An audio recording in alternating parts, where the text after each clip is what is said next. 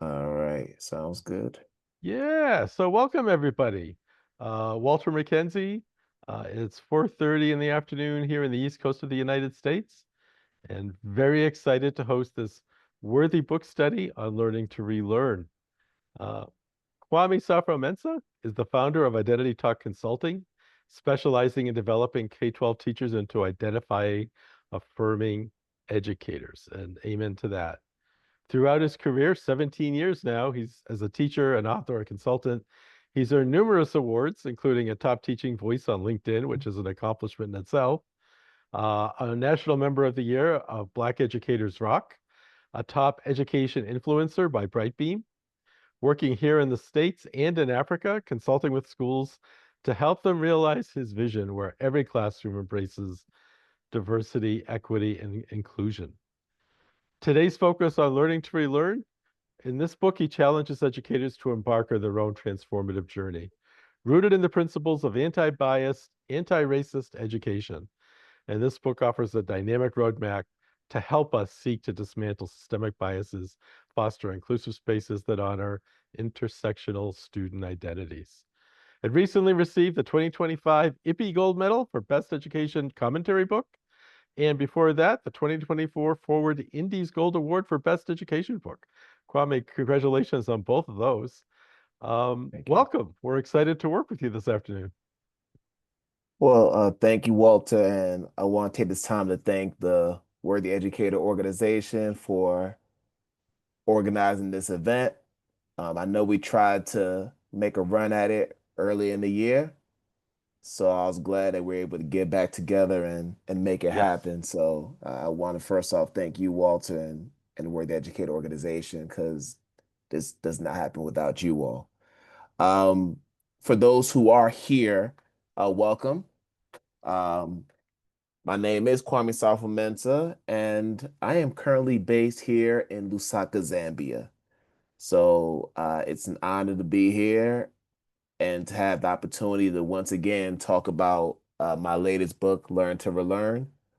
So over the next hour or so, my goal is to just share an overview of what the book is about, my inspiration behind writing the book, and a few other things that you should be aware of if you're somebody who does not have a copy yet and maybe wondering what to expect. So we're going to go right in.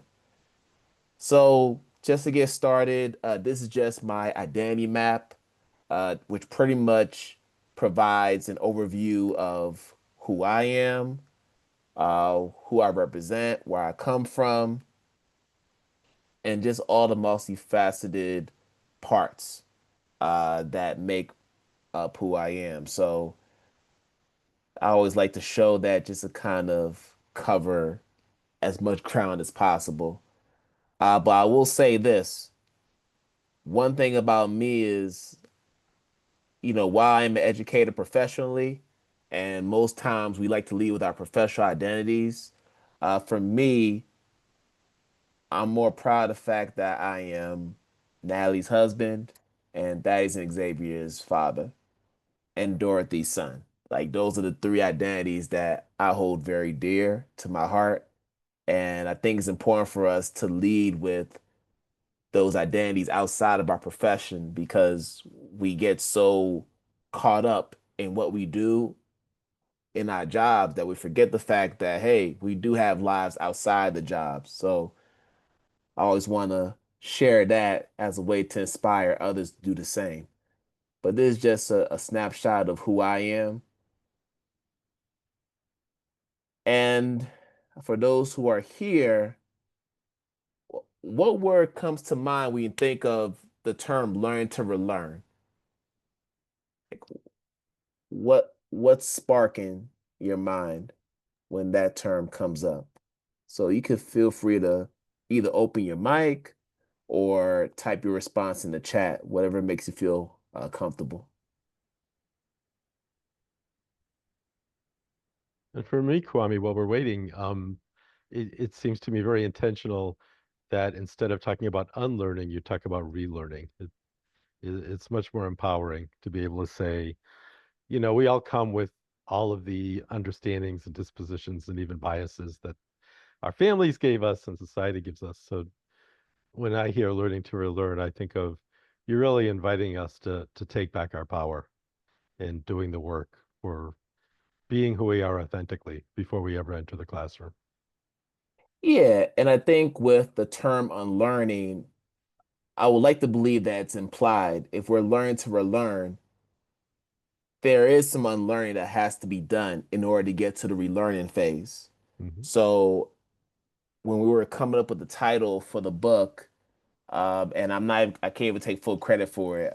This was actually my editor for the book, Tracy Zager, who is a phenomenal math teacher. And she's written a lot of math books, which you all need to get if you're a math teacher. But she actually came up with the term learn to relearn because Yeah, as we're going deep into the process, we were trying to figure out, well, gee, like what name could we give to this incredible book? yeah, Because at this time, we're pretty much in production stage. So we're thinking about the covers, the colors, we're thinking about the interior design, and then now we're like, all right, we need a title so we can start getting this book out there and learn to relearn is what we landed on. yeah. And it's stuck for the past year plus, and I'm glad that we decided to roll with that. Absolutely. All right, so we got some comments here. All right. Changing of mind about what we know to be able to know something new. That's pretty much essentially what it is. Yeah, yeah, Because in the end, when we're born into this global society, we inherit certain thoughts about how the world works. We yeah, pretty much take things at face value without ever questioning the validity of it. yeah. And it's not until we get into, at least in my case, it wasn't until I got into late into my adulthood that I realized that some of the things that I just accepted as truth Right. were actually not factual. And I needed to investigate why it wasn't factual and get to the source of it. And that's essentially the journey that I had to go through with writing this book. Because in order for me to understand the nuances when it comes to identity Yeah, and intersectionality, I had to go to the source, which in this case were the people that I interviewed on my podcast at Daytime of Educators Live. right. At this point, I've been able to interview 200 plus guests, Yeah, 200 plus educators, yeah, all sharing their identity stories and pretty much talking about how their worldview's been informed by the multiple identities they hold. yes, So by learning from them, it caused me to shift the way that I thought about folks who are coming from different communities, right. folks who are holding these different identity markers. And I figure if I was able to go through that transformation Hmm. mentally, then guess what? Others can do the same. So let me see if we have any more ideas here. Yeah, Dennis from Uganda. Yes. Okay. Kizeli Social Work Foundation. We're dedicated to empowering generations and restoring hope to vulnerable communities in Africa. All right. Well, I will definitely check that out. Yes, another ally. Yes. So So it's always Kwame, good. for the audience, those here live and Yeah. those that'll watch the recording, can you address the term of intersectionality so we all have the same understanding? How do we think about that concept when we're talking about our identities? Yeah. So just to give some background, intersectionality was a term coined by Dr. Kimberly Crenshaw, who is Hmm. a critical race theorist, Yeah, but started out as a lawyer. So back in 1989, when she was doing her doctoral studies and was in law school, she coined this term intersectionality, but she used it as a way to describe the dual discrimination, oppression that Black women experience in the criminal justice system. Yeah. So when you think about Black women, the Black part is where the racism prevails, right? And then them being women is where they experience the sexism. So by dealing with the racism and the sexism, now you got this double discrimination, and you see those different forms of discrimination intersecting, creating an experience that is very much dehumanizing. So that's Yes. really how the term intersectionality was born. Now, since then, it has been used to describe the combination of different identity markers that one human holds. Mm. And we now use it in different sectors. Now, in our case, we're using it in the education sector, Right. where we're describing how the different identity markers that our students and even our teachers bring to the table very much inform the way that they view learning, the way that they even navigate the school space, the classroom, and Mhm. all other settings.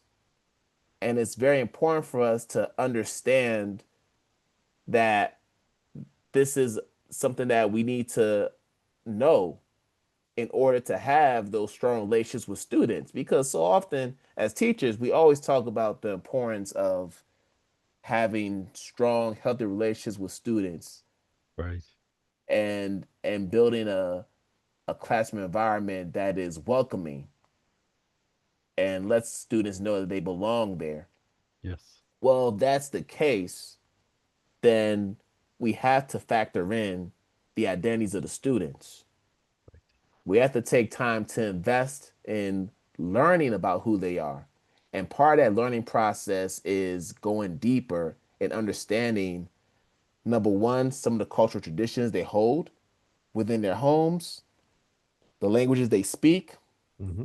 And with regard to language, yes, while English in many parts of our world is the medium of instruction when we are in school, Yeah.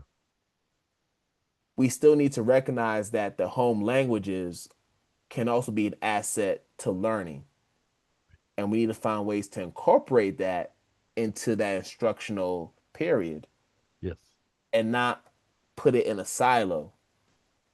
So I just feel like with intersectionality, when you're able to understand, first off, the different identities the students hold, you then recognize that with these different markers comes different levels of power, privilege, and positionality. The three P's that I talk about in the book, which Yes. then make up my section on intersectional identity awareness. So, Thank you. like, yeah, so now if people want to learn more about it, I talk about it a whole lot in the book, and I know that I've done a lot of podcasts where, we really break it down. But Yes. that's really the essence of what the work is. Thank you. And for those of you in the audience, Kwame really wants us to be interactive. So if you want to dig deeper, just speak up in the chat box and we'll drill down deeper. He wants to cover some content from the book, but please know he'd love to have a conversation with you. So don't be shy. I know you're soaking all this in, but feel free to speak up. Yeah. So there's just a few images that pretty much describe my inspiration for even writing the book. So Yeah. I'll cover them one by one. So if you look here on the left-hand side, this cluster of photos here, I want you to imagine going back to your parents' home country. So just to give context, I am a first generation Ghanaian American. Both my Mhm. parents were born and raised in Ghana, West Africa, and after they graduated from high school, they moved to the United States in the late 60s and they decided to start a family. which included myself and three other siblings. So even though I am Ghanaian by blood, I was socialized in the United States. So that's why I hold those two identities um, very close to my heart because those two countries make up who I am. There's no way that I can separate the two or elevate one more than the other.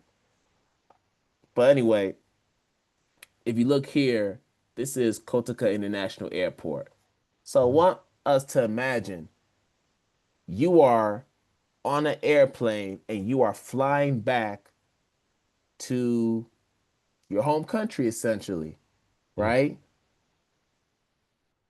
But for some reason, you feeling nervous. But why are you being nervous when you're going to your home? You shouldn't feel nervous, right? Right.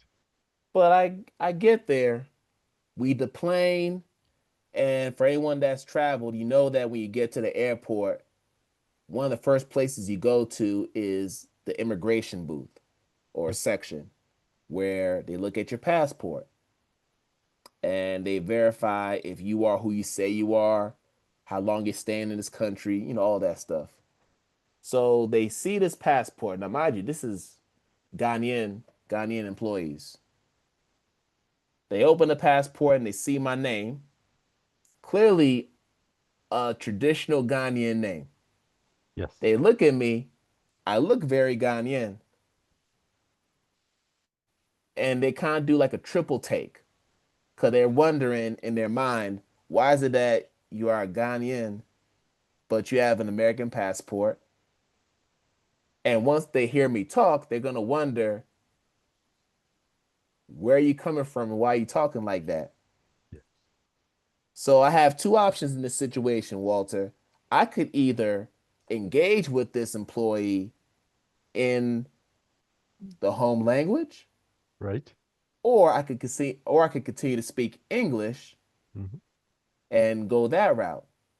If I speak English to this person, they're gonna wonder why I'm not speaking the home language. Right. If I speak in the home language and maybe a word doesn't get pronounced the way they believe it should, they're Right. gonna wonder why I can't speak the home language as well as they can. Yeah. And they're gonna criticize me. So what decision do I make in this situation? And just thinking about that brings great anxiety for me because Hmm. for me, I want to connect. I look at Ghana as home Yeah. everywhere I go. I let people know where I'm from, and I always lead with Ghana, even Well, though I am a U.S. citizen, right. because that is who I am. Yeah. I mean, my name gives it away.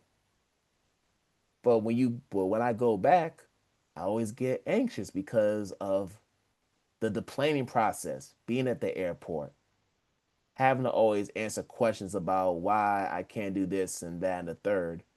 Yeah. And that was something that is a part of my story. So when we talk about relearning, right, Hmm. I had to get past the fact that just because I grew up in the United States doesn't mean that I am less of a Ghanaian.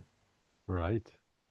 I always had to, I always thought, oh, well, I didn't grow up the way a lot of the people who lived in Ghana their whole lives grew up.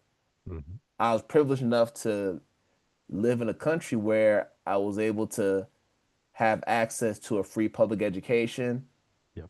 I have two college educated parents who were fortunate enough to raise me and get me to go to college so I can earn my two degrees. Yep. I was fortunate enough to, be in a position now where as a father and a family man, I'm able to travel the world because my wife works with the US government. So Yeah. now our kids are able to explore the world in ways that most young kids aren't able to. So when I think about the privileges I've had, initially you're thinking, I can see why people would think I'm not Ghanaian, but when I think about my ideals, when I think about my morals, what I Yes. believe in, they're very much in alignment with how a Ghanaian would think, Yes. even though I may not sound like it. So having to go through that process myself was something I needed to share. And I do share that in the book. But then if you look here in this middle image, this is a real Instagram post that I made. Hmm. So a few years back, I was doing some advertising for a virtual conference that I organized at the height of COVID. And I had invited about 20 educators who are previous guests of the podcast to be presenters. And I wanted it to be super diverse. So I had black presenters, I had presenters who were from the LGBTQIA plus community, I had Latinx presenters, Asian American presenters, I had some white presenters, like very diverse Yeah. culturally and racially. Hmm. And I thought to myself, okay, I got a pretty good roster. Yeah. But then I get this post from this account, Indigenous Educators, asking me if I had invited Indigenous educators to present. And as you can see in the post, I said nah because I didn't know any who were of that descent. Yeah. And that's when I was called in. Yes. So this individual called me in and we had a whole private DM conversation about this. Yeah. And she explained to me why what I did, while that wasn't my intention, it was No. harmful Yeah. to not only her, but folks who are within the indigenous community, Hmm. right? And through that conversation, I said, you know what? I need to find a way to repair the harm. So Yeah. I invited her to come on my podcast as a guest so we could talk about it publicly because I felt like I harmed you publicly. So let me rectify it publicly. Yeah. So she comes on my podcast a couple weeks later. We have a whole conversation about settler colonialism. We talk about the genocide that different indigenous communities had experienced historically. We Yeah. even got into the history of boarding schools. So Mm. just through that one conversation, I understood why the harm was so much, Right. and it inspired me to want to learn more. Yeah. So I started to do a deep dive into different indigenous communities and then the different histories they held.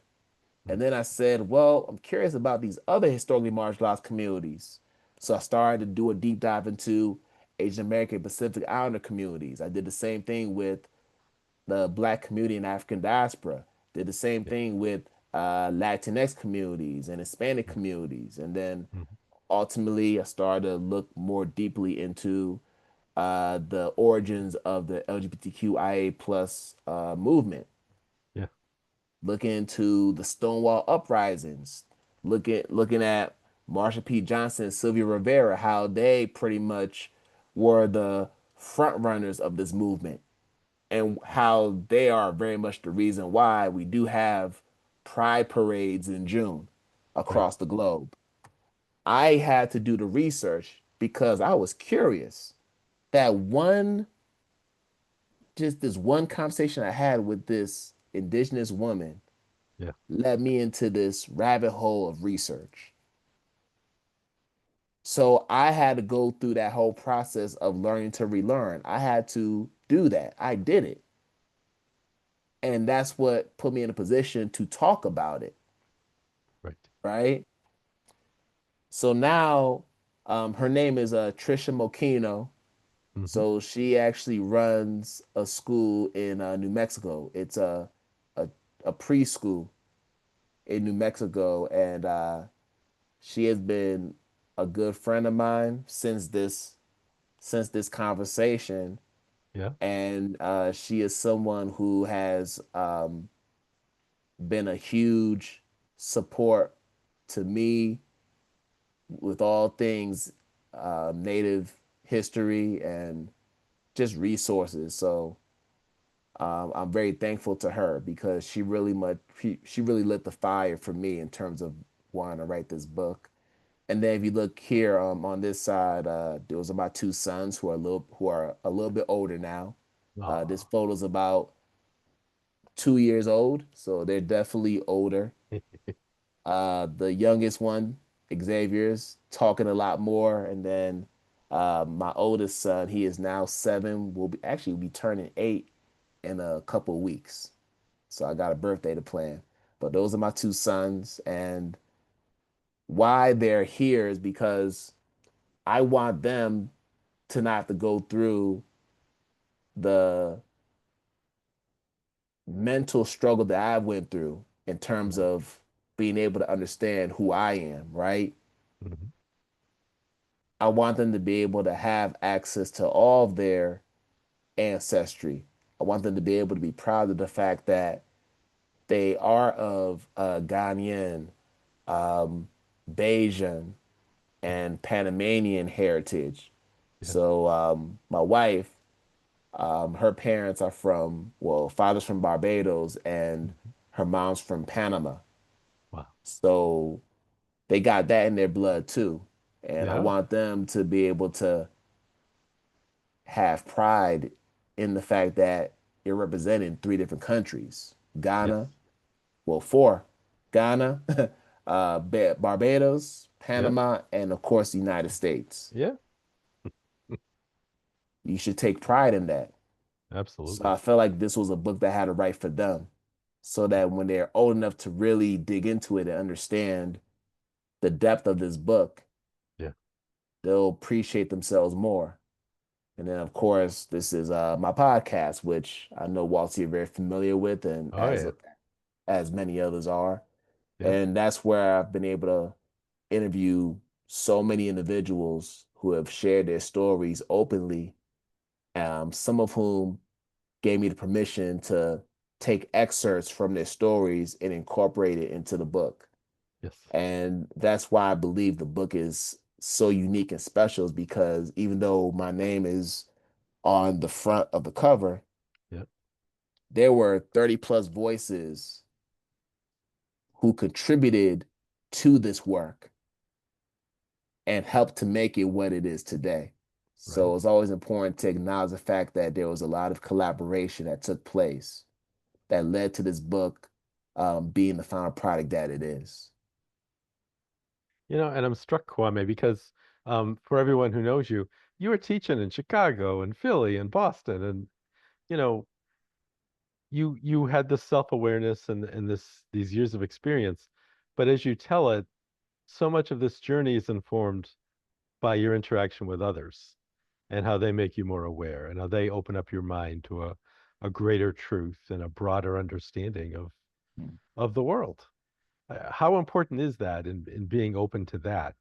Certainly self-awareness is key, but it sounds like so much more of the journey is being open to that input from others, which in the story you shared, you know, you didn't even anticipate, kind of hit you back off your heels and you're like, whoa, I didn't realize and I didn't mean to offend. And but Yeah. yeah, it opened up a whole new sphere for you to explore.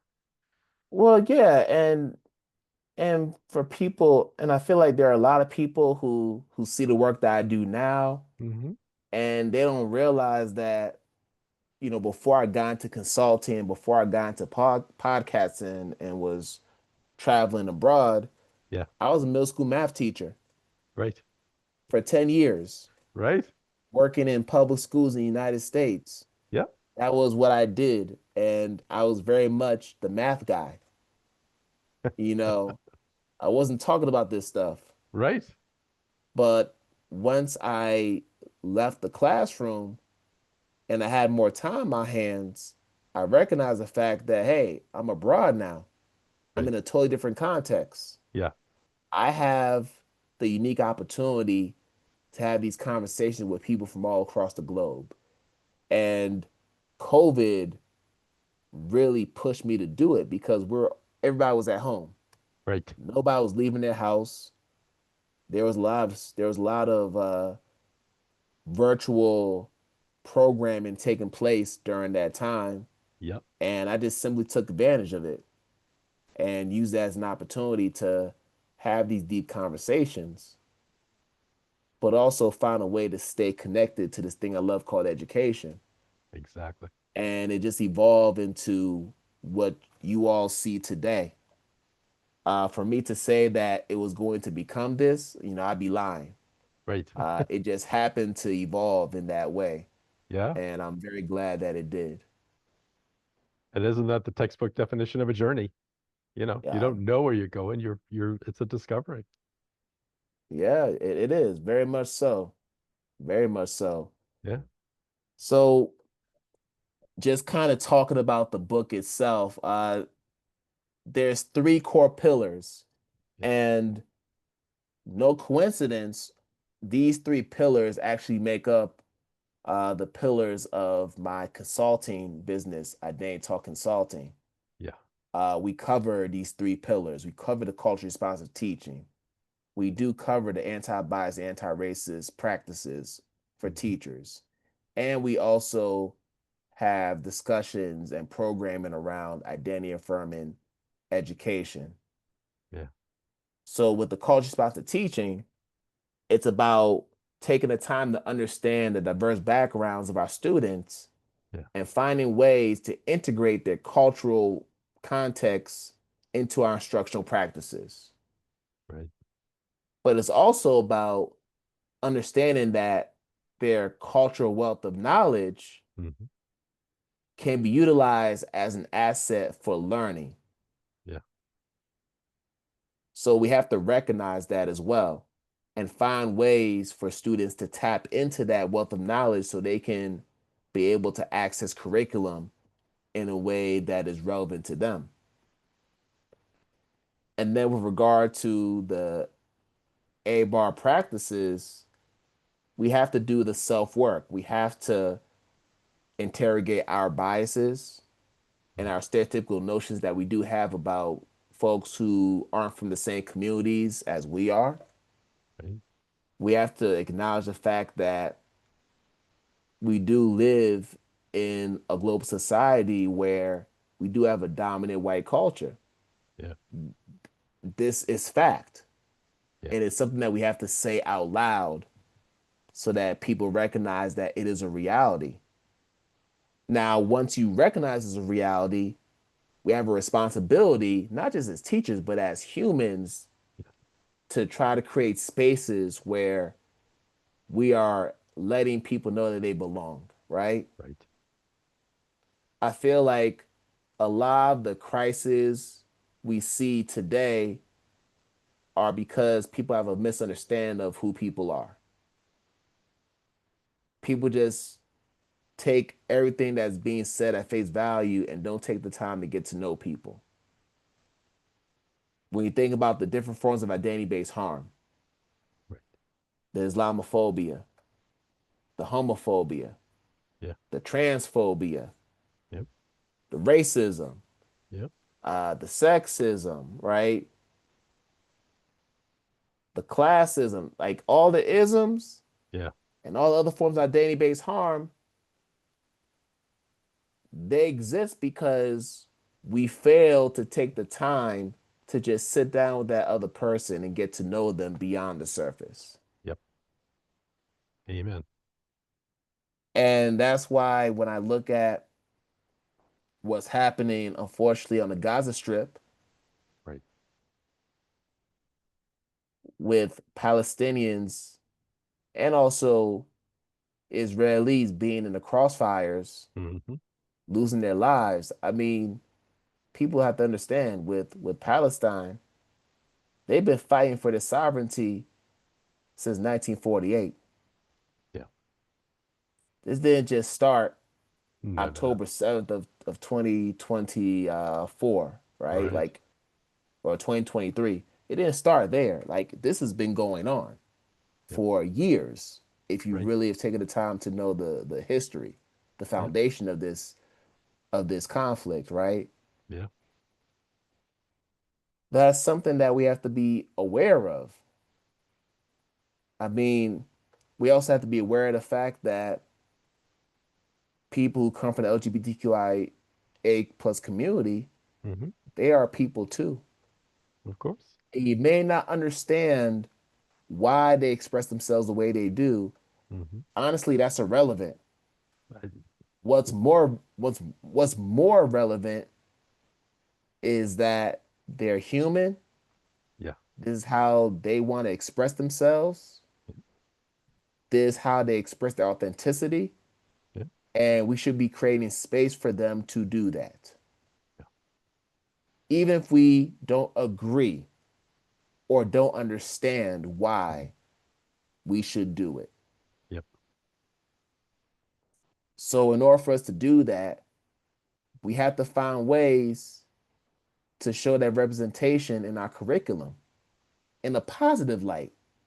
yeah, We also have to make sure that we are developing the self awareness so that we are aware of how our actions and our words can either harm our students, mhm, but on the affirmative side, can celebrate who they are.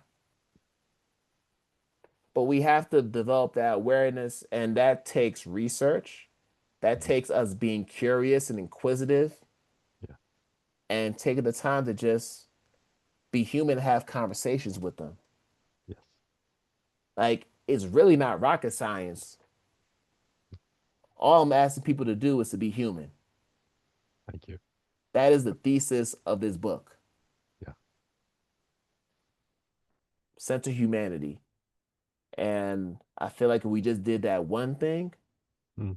a lot of these things that we're seeing right now, the ICE raids, Yeah.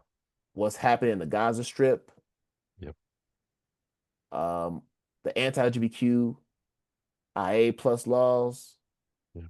um, all kinds of legislation Mhm. that is perpetuating identity-based harm in our schools, all these things will be eradicated if we just learned how to have these conversations and get to know each other.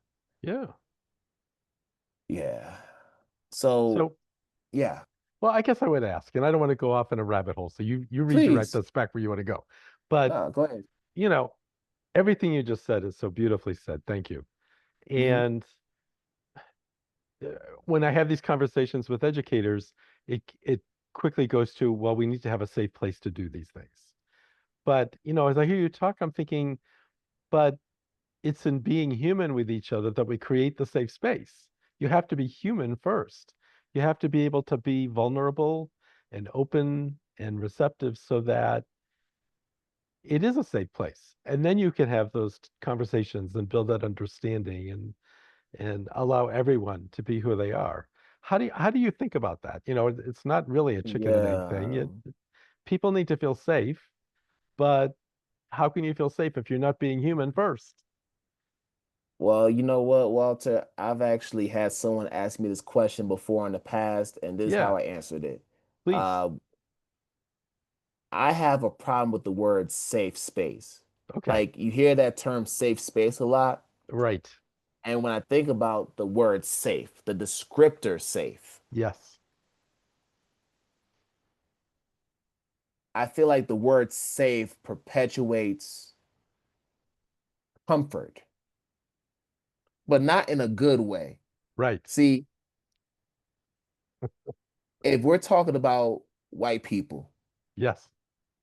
talking about, if we're telling, white people, hey, like, we need to create a safe space so that Hmm. we can have these conversations, we know that a lot of times when we have these conversations, Hmm. it's usually white people that shut the conversations down. And Yep. why is that? Because they feel like they're not safe. See what I'm saying? See where I'm going with this? Well, let me interject and tell me if I'm being over the top and I'm missing the point.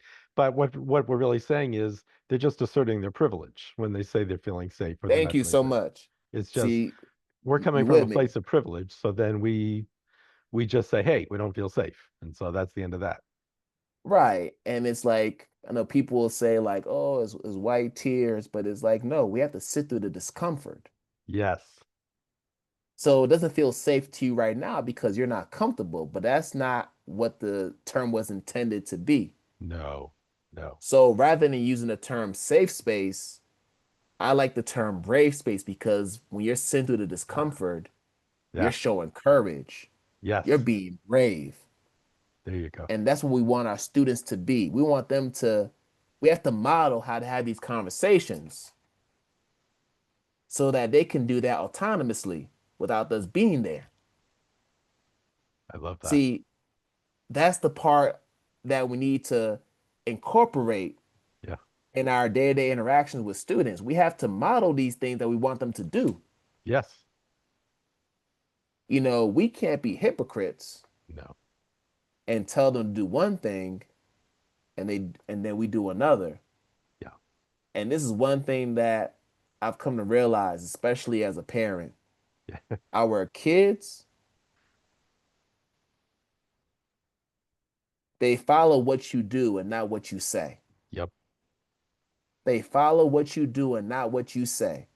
Yeah. So in this case, if we're not providing a framework, if we're not providing some type of foundation or blueprint Hmm.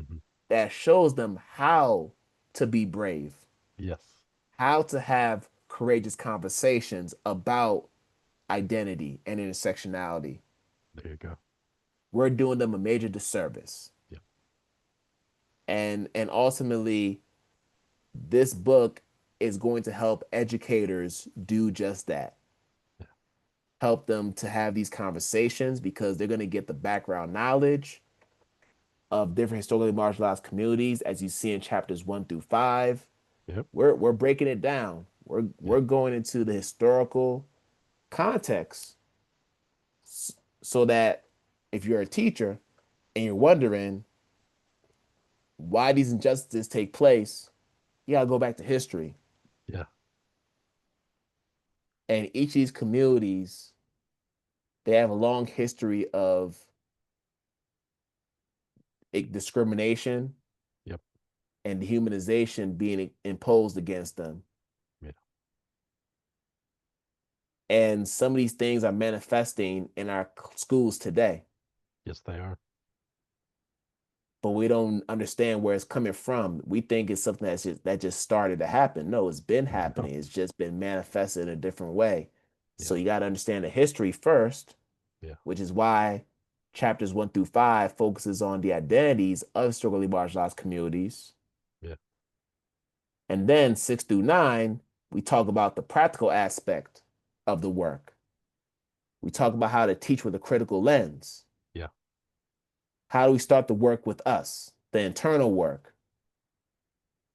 How do we interrogate those biases? Mm. How are we doing our own research on these communities? Yeah. What are we doing to improve ourselves and build capacity? And then from there, how do we affirm the identities of our students? Hmm. What type of activities, what type of practices should we be integrating on a Yeah. daily basis in our classroom? Yeah. And then we talk about counter storytelling. We're talking about how do we center the stories of communities who have been invisibilized in our curriculum for centuries.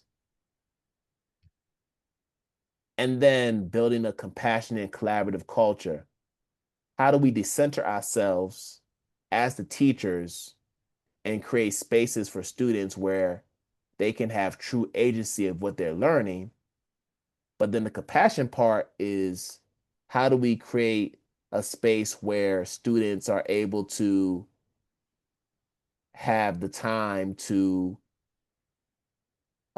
talk through their issues, but Right. also if they feel like they've been harmed by you, the teacher, or another classmate, Yeah. what process do we undergo to ensure that repeat to ensure that peace is restored in Right. that community? When we talk about restorative practice Yes. as a form of healing for Yeah. students, because we do need to have that language incorporated in our day to day. So that's how the book is structured, Mm. um, chapter to chapter. And Yeah. honestly, it's a book where if you want to jump right into chapter 6, Yeah. you can easily do that. Like you Okay. could hop around with this book. It's not a book that you have to read from chapter 1 through 9. Yeah. Now, if you're someone that's wondering how to navigate the book, my recommendation would be start with chapter 1. You have to start with chapter 1. There's a reason why I lead with chapter 1 because in order for you to understand why identity-based harm happens, Yeah. you have to understand how whiteness works Yep. in our schools. You have to understand how it's come about, how it shows up, because that's the foundation for a lot of the harm. Okay. And then from there, you can jump around to these chapters. So that's how I've recommended to people how to navigate the book, Mhm. but it's very much authentic. Do you find too that people use the book as a companion and keep coming back to it? That these are not things you read once and just internalize and say, I'm done, but it's a guide they keep coming Yeah, back to? Yeah. I do believe that this is a book that will have a long lifeline because Yeah. it's so relevant to what's happening today. Yeah. There's always going to be conversations around DEI. There's always going to be conversations around race, Yes. around gender, around language. Yeah. We will always have these conversations. Yeah. 10 years from now, I would not be surprised if people were still picking up this book Yeah. because a lot of things I talk about will still happen in the next few years. Of course. So it's not going to go away. And there'll be more Exactly. books out that talk about the same thing.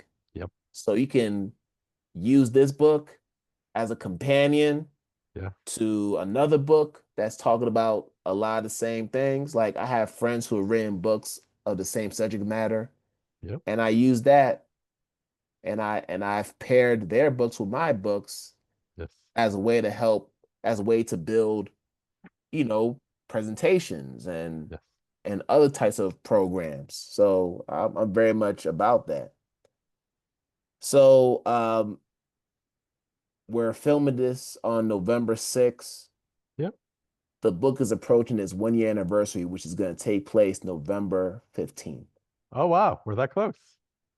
Yes, so we're All close to right. the 1 year anniversary of this book. And so much has happened over the past year. I want to take this time to just share the journey that we've gone on Yes. since the book's been out. The book's been able to win three major awards, two of which Walter shared in my bio. Yes. Um, the most recent one is the gold medal for Best Education Academic Book and Best Multicultural Book by the International Impact Book Awards. Yes. So that's the most recent one. And the book is in the running for more awards in 2026. So we won't find out about those until the following year. Right.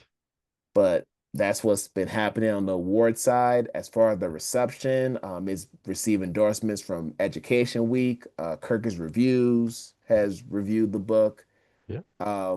very positive reviews. And then between Amazon and Goodreads, we Hmm. have a total of about 90 five-star reviews Fantastic. for this book. Yeah. And hopefully by the end of this calendar year, we're gonna get to triple digits with the five-star reviews. And I think we will get there because there are some folks who've been promising me to leave Oh, that yeah. review, but life happens. The patience pays off. Yeah. They get to it. Patience Yep. does pay off. So you gotta send those, little nudges Yeah. periodically just to let them know, like, hey, don't forget about me. Fantastic. And then with the book talks and the collaborations, there have been many. Yes.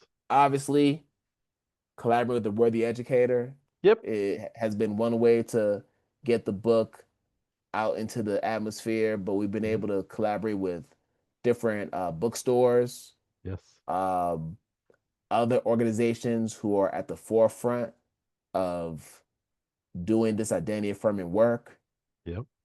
And we have a few more organizations that we're going to be collaborating with over the next several months. So this Yep. list will continue to grow over time. But that's the journey. And it couldn't be more timely. And certainly when you were writing this book, and certainly even a year ago, we had no idea where we would be where we are today in society. And so it couldn't be more Yeah, timely to have these conversations. I know that's the case too. So I'm Yeah. thankful for what the book has been able to do for different teaching communities. I'm Yeah. grateful that people are having more conversations about it. Yeah. Now we're at a place where you've built the capacity, you've Yes. got the knowledge. Yeah. Now we need to put it into action. There you go. We need to actualize this knowledge and start transforming our communities. So that's where I am right now. While I'm thankful that people have purchased the book Yeah. or have recommended the book, Yeah. or if you're someone that's watching it today and you decide after this conversation you want to buy this book, Yeah. I'm thankful for that. But ultimately, if people don't use what's said in the book to change their communities, Right. to transform their classrooms, Hmm. then we're just reading. Right. We're just reading. Yeah. We need to make it actionable. And that's what I'm charging folks to do, especially now. We see what's happening in the United States. Yes. We see that we're in the middle of a government shutdown, which is, if I'm going to be quite frank, Please. it's impacting my family. You know, I Yeah. told you my wife's a USG employee. Yeah. She is not getting any money right now Ah, gotcha. and won't get any money until this shutdown ends. Yeah. So, financially, it's been a bit of a struggle, Of course. because that's the case for a lot of people. We have people who were receiving government assistance. They was Yes. receiving SNAP benefits. Right. They're not able to get their food stamps. They're not able to get their EBT cards because Right. of the shutdown. Yep. So this is impacting so many families, and that trickles down to our young people, our kids, It does. who have nothing to do with the political tension taking place, but they're the ones who are the victims of it all. So true. That's a real thing that's happening. Yeah. And the reason why is because, unfortunately, we have a political system where the parties just aren't able to achieve a true sense of bipartisanship. Right. They just can't agree on anything. No. It's either my way or the other way. Yep. And now you have constituents who are suffering because of that. But I That's shall so true. digress. No, no, no. Thank you. You always keep it real, and we love that about you. Well, for those who are listening, and for those who read the book after listening, if they want to get in touch with you and continue the conversation, is it as simple as an email? How do you like to be contacted? Is it on social media? What's the easiest way to engage with Kwame beyond this? So I'll get to that in a second, Walter. Yeah, Um, but just before I share the contacts, please. for folks who want to support, Yes. there are different ways in which you can do that. Yep. Obviously, one way you can do that is by ordering a copy of the book today. Yep. It's currently on sale. Ah, So I think it's what, 20% off last time all I right. checked. All So right. definitely want to get you a copy of the book, Yep. whether it's a hard copy or a Kindle copy. Right. Either way, it works out. Yep. If you already have a copy of the book and you love what you read, Yeah. leave a 5-star review. You can go to Yep. Amazon or you can go to Goodreads. The Yep. reviews are what allow people to learn more about the book. That's what Yeah. continues to give it the exposure, Yes. because when you feed it into the algorithm, the book shows up more on these different online book Lists. platforms. So that's Yep. why those reviews are so important to Yes. put in there. We also have an exclusive community within Identity Talk that's called the Forum. So Okay. it's kind of like our internal Patreon Ah, okay. platform where Yep. you become a member, Yep. you get certain perks based on your membership tier. Ah, So if you want to learn more about it, you can go to identitytalk4educators.com backslash pricing dash plans yep. backslash list. All And right. over there, you'll learn about the different tiers and the different benefits you do receive. Yes. So if you've benefited from what we share in the podcast, the book, Yeah. anything identity talk related, Yeah. please consider putting in for a membership so that we can continue to keep this work going, especially during these economic times. Yes. Also, we do have a merch shop. All right. So we do have a merch shop. So if you're someone that likes hoodies, Yeah. especially as the weather gets colder in the States, Yeah. if you like shirts and other accessories, we got them there. Yeah. So make sure you check out the apparel shop, which can also be found on the Identity Talk website, which I'll share in a minute. Great. And then if you are a teacher, Hmm. a school leader, or any kind of educated professional, Yeah. and you like to have me come do a keynote or lead a professional development session, Yeah. we still have spots open for this academic year, but we're Right. also looking forward into the 2026-2027 school year. Yeah. We understand that schools do have budgets and they do plan ahead for those years. So Right. if you're someone that's looking to bring in somebody to do some keynote speaking, provide some inspiration to teachers, but Yeah. also contribute to the professional learning community that they have, make sure you contact us at Identity Talk and we can set up a time for a consultation. All right. So those are just 5 ways you can support the movement. Yeah. And I always like to end with this quote from Audre Lorde. It's one of my favorite quotes. Yeah. And it's simple, but so profound and true, given what's happening right now. It's not our differences that divide us, it is our inability to recognize, accept, and celebrate those differences. I think it's pretty self-explanatory. It is very profound. Doesn't require any further explanation. This is No. where we are today. Yeah. This is the reason why all that database harm is taking place in our global society Yeah. is because of this reason. Yeah. So we have a responsibility as educators to shut this down and create a new normal in our schools. Love that. So if you're someone that wants to have conversations around how to create that new normal, Yeah. these are my handles. You can find me on Instagram, YouTube. I have a channel that's under Yeah. my name. Yeah. LinkedIn, that's like my internet home. So if you Yeah. send me a message, a text, a DM, I will respond to you. Yeah. I can promise you that. Yeah. And then as far as my website, it's identitytalkforeducators.com, where you'll learn more about Identity Talk, the consulting arm of it, the Mhm. podcast, the books, and other professional learning resources that we have within Yeah. that site. It's the hub for everything. Yeah.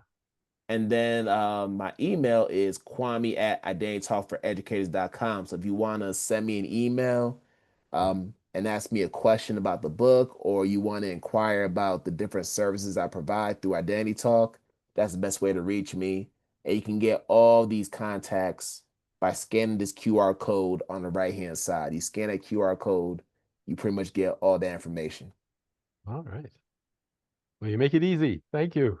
Hey, we're in 2025. We gotta be up with the technology. So There I'm you just go. trying to keep up with the times. There you go. All right. Well, Kwame, this has been wonderful, and Yes. looking forward to getting the recording process and getting this out to the masses. Um, we'll look forward to continuing to follow you in your journey and in the process help us in our own personal journeys. It's important work, and you're just a wonderful face and voice for this work. We can't thank you enough. Thank you, Walter, for always advocating for teachers. Hmm. Um, the Worthy Educator is an organization that every teacher, particularly if you are a seasoned teacher Yeah. that's been in this work, that's been in the trenches for many, many years, you should be a part of this organization. Yeah. It's young, but I'm telling you, they're doing Yeah. some groundbreaking work, and I couldn't be more thankful for this opportunity to be in community with you, Walter, and everybody else who's watching today. So thank you, sir. It's an honor. Thank you again, Kwame. Right.